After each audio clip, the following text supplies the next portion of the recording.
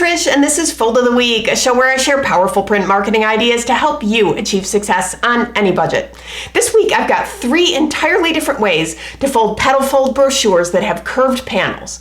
In the process, we'll also talk about proportion and how the folding order of the panels can greatly affect the user experience. So let's take a closer look.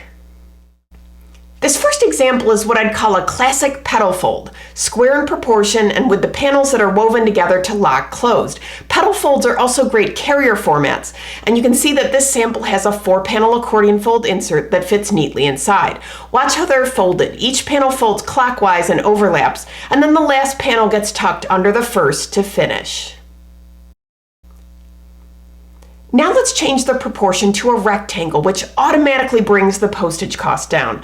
Notice that the panel configuration is totally different, with the top and bottom panels folding up and down simultaneously, and then the right and left panels folding out to the sides together.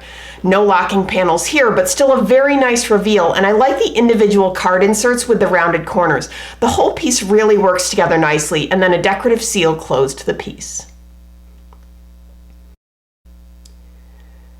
Lastly, I'm bringing this sample back from episode 422. It has a rectangular proportion like the previous sample, but the order of the panels is counterclockwise, overlapping without a final tuck. In doing this, the panels have a swirling look, and you don't lose half the cover panel with the tuck. There's a gorgeous gold foil die-cut insert inside that just screams of quality. To close, they use dots of fugitive glue to hold each of the panels down in order. It's really well done.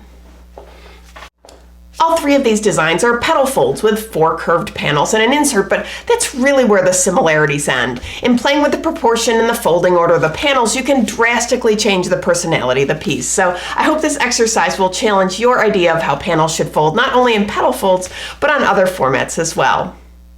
A very special thanks to the creators of the samples featured in this episode for sharing their solutions with us. If you've ever been inspired by something you've seen on the show, please consider folding it forward and sharing your work too. If you're looking for more ideas, downloads, and templates, visit Foldfactory.com. And remember, think finishing at the beginning. I'll see you next week. Bye.